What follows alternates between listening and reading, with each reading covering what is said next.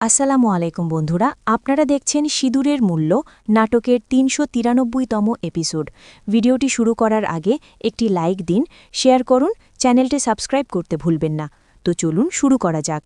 ভিডিওর শুরুতে দেখা যায় সবাই মিলে রান্না করেছে। দাদি বলছে, গন্ধ তো খুব সুন্দর এসেছে। বড় দাদি বলে, হ্যাঁ, রান্না এখন সবই শুরু হচ্ছে।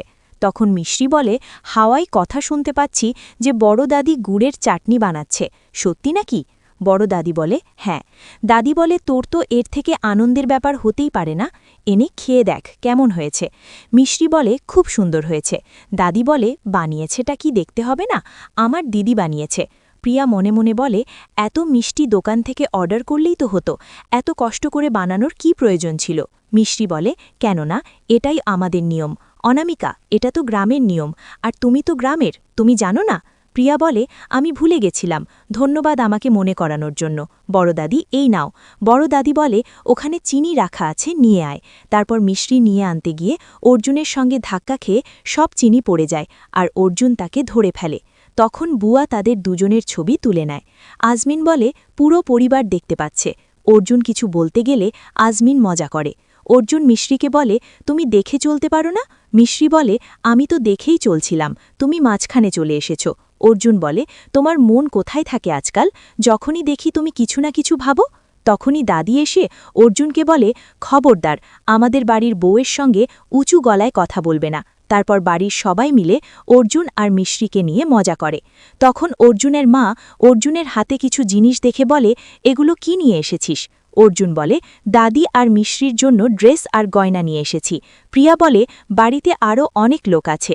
অর্জুন বলে, থ্যাংক ইউ, ধন্যবাদ অনামিকা, পুরো পরিবারের জন্য সারপ্রাইজ গিফট আছে, আর তোমার জন্য স্পেশাল।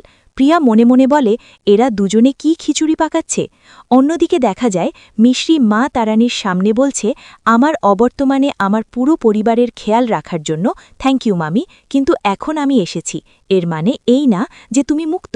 আমি ক্ষমা চাইছি মামি, আজ তো আরও বেশি। তুমি সাথে থাকছ তো মামি? তখন সেখানে অর্জুন আসে। তারপর দুজনে মিলে মাতা রানীর মন্দির পরিষ্কার করে। মিষ্টি বলে, ছেড়ে দাও, আমি করে নেব। অর্জুন বলে, আমি জানি তুমি করবে, কিন্তু এতদিন পর তুমি বাড়িতে এসেছ, তাই আমি একটু করে দেই। অর্জুন বলে, সবার খুশি চাইছ, কিন্তু তুমি এত চিন্তিত কেন? মিশ্রি বলে, কাজ সফল না হওয়াতে না আমি ভয় পাই, না আমি ক্লান্ত হই, কিন্তু যখন আমার পরিবারের উপর আঘাত আসে তখন আমার মন খারাপ হয়ে যায়। আজ শেষবার আমার সত্যি বলার চেষ্টা করব। আজ যদি আমি সফল না হই, তাহলে দ্বিতীয়বার সত্যি বলার সাহস আমার থাকবে না। আর এসব কথা প্রিয়া বাইরে থেকে শুনে ফেলে, আর মনে মনে বলে, তাহলে আমার বিরুদ্ধে প্ল্যান তৈরি করছো, কিন্তু এদের প্ল্যান কি? এদিকে অর্জুন বলে, তুমি চিন্তা করো না, এই কাগজ আমাদের প্ল্যানে সবথেকে বড় ইম্পর্টেন্ট, এটাকে নিরাপদে রাখো। প্রিয়া মনে মনে বলে, এই কাগজে আসলে আছে কি, এটা আমাকে জানতে হবে। মিশ্রি কাগজটা লুকায় আর বলে, এই কাগজটা প্রিয়া কখনো খুঁজে পাবে না, আর এটা প্রিয়া বাইরে থেকে দেখে ফেলে। প্রিয়া বলে, দেখি আসলে কাগজে আছে কি যেটা এরা আমার থেকে লুকাচ্ছে। প্রিয়া যখন কাগজটা নিতে যাবে, তখন মিশ্রি বাইরে থেকে আলমারির দরজা আটকে দেয়। প্রিয়া চিৎকার করে দরজা করার জন্য আর বলে, এমন কাজ কে করল? মিশ্রি বলে, এমন কাজ তো ছোটবেলার বন্ধুই করতে পারে। তুই জানিস প্রিয়া, ছোটবেলা থেকে তোর সঙ্গে থাকতে থাকতে আমি তোর মাথার কিছুটা বুঝতে পারি, আর আমি জানি তুই আমার আর অর্জুনের কথা শুনতে পারবি। এই জন্যই তো আমরা এই প্ল্যানটা করেছি। প্রিয়া বলে, তার মানে এই কাগজের কিছু নেই? মিশ্রি বলে, আছে তো, অনেক কিছু আছে, কিন্তু আসল কাগজে, কিন্তু আফসোস তোর কাছে যেটা আছে ওটা নকল। প্রিয়া বলে, দরজা খোল মিশ্রি। মিশ্রি বলে, মুখ না চালিয়ে মাথা চালা, আজ পার্টিকে সবাই সব সত্যি জেনে যাবে। প্রিয়া বলে, দরজা খোলো, কিন্তু মিশ্রি দরজা না খুলে এসে এখান থেকে চলে যায়। এদিকে আজমিন এসে সবাইকে ডাকতে থাকে। তারপর সবাই চলে আসে। আজমিন বলে, অতিথিরা চলে আসবে, আর তোমরা এখন আসছো না? অর্জুনের মা বড় দাদিকে বলে, তোমাকে খুব সুন্দর লাগছে। বড় দাদি দাদিকে বলে, খুব সুন্দর লাগছে তোকে? দাদি বলে, এই শাড়ি আমার নাতি নিয়ে এসেছে, আজকাল এই শাড়ি এত সহজে পাওয়া যায় না। অর্জুন বলে, পুরনোই ভালো হয়, সম্পর্ক আবার জিনিসও। আর এই শাড়ি আমি কিসের জন্য এসেছিলাম এটা তুমি এক্ষুনি জেনে যাবে। অর্জুনের মা বলে, মিশ্রি কোথায়? অর্জুন বলে, আসছে।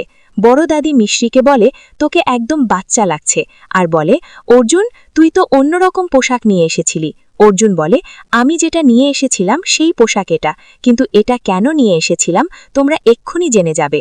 আমি এটা ভাবছিলাম, বাকি সবাই গেস্ট চলে আসার আগে আমি সবার ছবি তুলে নিই। তখন মিশ্রি সবার সামনে আসে, তারপর সবাই একসঙ্গে ছবি তোলে। তারপর অর্জুন মিশ্রি আর দাদির একসঙ্গে ছবি তুলতে বলে। অর্জুনের মা বলে, জানি না কি হচ্ছে। এমন সময় লাইট অফ হয়ে যায় আর প্রজেক্টরে ছবি দেখানো হয়। মিশ্রির দাদির সঙ্গে এখনকার ছবির সঙ্গে ছোটবেলার ছবি দেখায়। দাদি মন মানে বলে, এরা ছবি দেখাচ্ছে কেন? তাহলে কি মিশ্রি আমাদের অনু? দাদি বলে, আমাদের অনু? অর্জুন বলে, হ্যাঁ দাদি। অর্জুনের মা বলে, এটা কেমন মজা? অর্জুন বলে, এটা মজা না, সত্যি, এটা তার প্রমাণ।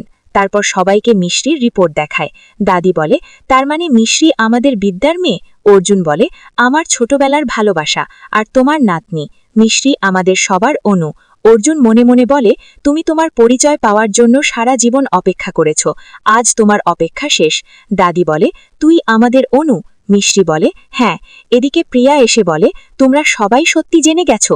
বড় দাবি বলে, কোন সত্যি? তার মানে তুই সব জানতি? বড় দাদি বলে, ও সব কিছুই জানত। প্রিয়া বলে, হ্যাঁ জানি। মিশ্রি বলে, কি জানতে অনামিকা?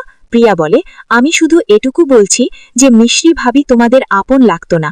কতটা আপন, শুধু এটুকুই আমি জানতাম। প্রিয়া মনে মনে বলে, মিশ্রি কিছুক্ষণ থেমে যা, তারপর দেখ আমি তোর কি হাল করি।